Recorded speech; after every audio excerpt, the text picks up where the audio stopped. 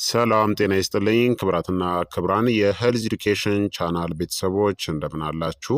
እኔ አለው እግዚአብሔር ይመስገን ደህና ነኝ። ዛሬም በጠቃሚና በአዲስ ፕሮግራም በድጋሜ ተገናኝተናል።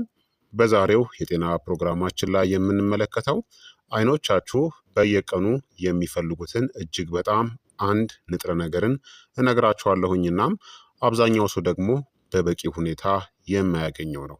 ይህ የጤና ትምህርት ታዲያ ለበርካታ ሰዎች እጅግ አስፈላጊ ስለሆነ ሁላችሁም በቅንነት ላይክና ሼር ማድረጋችሁን በፍጹም እንዳትዘነጉ። ጥያቄያችሁን ደግሞ በኮመንት ላይ አስፍሩልኝ፣ እመልስላችኋለሁኝ። በቀጥታ ወደ ጤና ትምህርታችን የማልፍ ይሆናል። አይኖቻችሁ በፍጥነት ሲደክሙ፣ ከስክሪን ቆይታ በኋላ ብዥ ሲሉባችሁ ወይም በምሽት ሲደርቁ አስተውላችኋል? አንድ ቀላል ንጥረ ነገር በየቀኑ የእይታችሁን ጤና ለመጠበቅ ይረዳችኋል። ይሄ ውድ የሆነ ተጨማሪ ምግብ ወይም ሰፕልመንት አይደለም። በዛሬው ቪዲዮአችን ላይ አይኖቻችሁ በየቀኑ አጥብቀው የሚፈልጉትን ያንን አንድ ንጥረ ነገርን እንዴት እይታችሁን እንደሚጠብቅ፣ እሱን እያጣችሁ እንደሆነ የሚያሳዩ የማስጠንቀቂያ ምልክቶችንና በተፈጥሮ ከምግብ የምታገኙባቸውን ጤናማ መንገዶችን ታገኛላችሁ። እስከ መጨረሻው አብራችሁን ቆዩ። ምክንያቱም ሰዎች ለአይናቸው ጤናማ ምግብን ለመመገብ በሚሞክሩበት ጊዜ የሚሰሩትን ትልቁን ስህተትንም አሳያችኋለሁኝ። አይኖቻችሁ በየቀኑ የሚፈልጉት ቁጥር አንድ ንጥረ ነገር ቫይታሚን ኤ ነው። ቫይታሚን ኤ ለእይታችሁ በጣም አስፈላጊ ከሆኑ ንጥረ ነገሮች ውስጥ አንዱ ነው። በቂ ቫይታሚን ኤ ከሌለ አይኖቻችሁ በአግባቡ ለመስራት ይቸገራሉ፣ በተለይም በደበዘዘ ብርሃን ውስጥ። ይህ ንጥረ ነገር እነዚህን ይረዳል። ሬቲናን የአይን ክፍልን ለመጠበቅ፣ የምሽት እይታን ለመደገፍ፣ አይኖችን እርጥበት እንዳይለያቸው ለማድረግ፣ ድርቀትንና ኢንፍላሜሽንን ለመቀነስ፣ ኮርኒያ የሚባለውን ግልጽ የአይን ክፍልን ለመጠበቅ አይኖቻችሁ ቫይታሚን ኤን በየቀኑ ይጠቀማሉ። ይህ ማለት ሰውነታችሁ ሁልጊዜ ከምግብ የሚገኝ ጤናማ አቅርቦትን ይፈልጋል ማለት ነው። ታዲያ ቫይታሚን ኤ ለምን በጣም አስፈላጊ ሆነ? አንደኛ በጨለማ ውስጥ እንድታዩ ይረዳችኋል። አንዳንድ ሰዎች በምሽት በግልጽ ለማየት ለምን እንደሚቸገሩ አስባችሁ ታውቃላችሁ? ቫይታሚን ኤ በሬቲና ውስጥ አይኖቻችሁ ከጨለማ ጋር እንዲላመዱ የሚያደርጉ ልዩ ቀለሞችን ለማምረት ይረዳል። ዝቅተኛ የቫይታሚን ኤ መጠን ወደ እነዚህ ያመራል። ወደ ደካማ የምሽት እይታ፣ በሌሊት መኪና የማሽከርከር ችግር ውስጥ መቆየት፣ በደበዘዙ ክፍሎች ውስጥ ቶሎ የመላመድ መዘግየት። የንጥረ ነገሩ እጥረት ካለባችሁ ቀደም ብለው ከሚታዩ ምልክቶች ውስጥ አንዱ በእርግጥም የሌሊት አይነ ስውርነት ነው። ሁለተኛ የደረቁ እናም የተቆጡ አይኖችን ይጠብቃል። አይኖቻችሁ ምቾት እንዲሰማቸውና ጤናማ እንዲሆኑ እርጥበት ያስፈልጋቸዋል። ቫይታሚን ኤ የእንባ ምርትን ይረዳል፣ እንዲሁም የአይንን ገጽታ ለስላሳ አድርጎም ይጠብቃል። በቂ ካልሆነ አይኖች ድርቀት ሊሰማቸው ይችላል፣ የማቃጠል ስሜትን ይጨምራል፣ የአይን መቅላትም የተለመደ ይሆናል፣ የስክሪን ቆይታ የከፋ ስሜትን ይፈጥራል። ታዲያ ብዙ ሰዎች ስክሪኖችን ብቻ ይወቅሳሉ፣ ነገር ግን የንጥረ ነገር እጥረትም የራሱ ሚና ሊኖረው ይችላል። ሶስተኛ የረጅም ጊዜ የአይን ጤናን ይደግፋል። ቫይታሚን ኤ ለስላሳ የአይን ህብረ ህዋሳት እንደ መከላከያ ሆኖ ያገለግላል። ጤናማ መጠን መኖሩ እነዚህን ለመደገፍ ይረዳል። የረቲና ስራን፣ የኮርኒያ ጤናን፣ አጠቃላይ የእይታ ብቃትን። አይኖቻችሁ ሁልጊዜ ለነዚህ ይጋለጣሉ። ለደማቅ ብርሃን፣ ለብክለት፣ ለአቧራ፣ ለስክሪን ተጋላጭነት። ስለዚህ የዕለት ተዕለት አመጋገብ ሰዎች ከሚያስቡት በላይ ትልቅ ትርጉም አለው። ታዲያ በቂ ቫይታሚን ኤ እንዳላገኛችሁ የሚያሳዩ ማስጠንቀቂያ ምልክቶችን ልንገራችሁ። የተለመዱ ምልክቶች እነዚህን ያካትታሉ። የአይን ድርቀትን፣ በምሽት የማየት ችግር፣ የአይን ድካም፣ ተደጋጋሚ መቆጣት፣ የቆዳ መድረቅ፣ ተደጋጋሚ ኢንፌክሽኖች እና ከጨለማ ጋር ለመላመድ መቸገር። ከፍተኛ የሆነ እጥረት ለእይታ አደገኛ ሊሆን ይችላል። ታዲያ ለቫይታሚን ኤ ምርጥ የሆኑ ጤናማ ምግቦችን ልንገራችሁ። አንደኛ ካሮት ነው። ካሮት ለአይን ጤና የታወቀበት የራሱ ምክንያት አለው። ቤታ ካሮቲን የተባለ ንጥረ ነገርን በውስጡ የያዘ ሲሆን ሰውነታችሁ ይህንን ወደ ቫይታሚን ኤ ይለውጠዋል።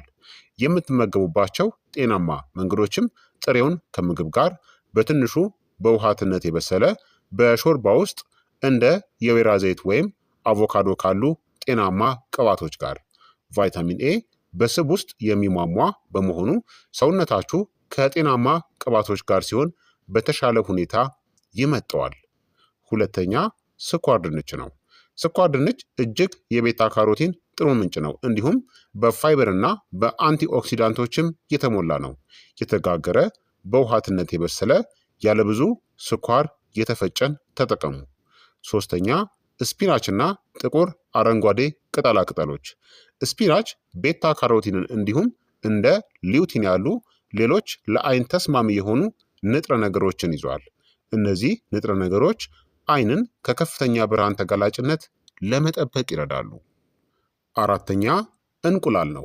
የእንቁላል አስኳል ሰውነታችሁ በቀላሉ ሊመጣው በሚችል መልኩ ቫይታሚን ኤን በተፈጥሮ ይዟል።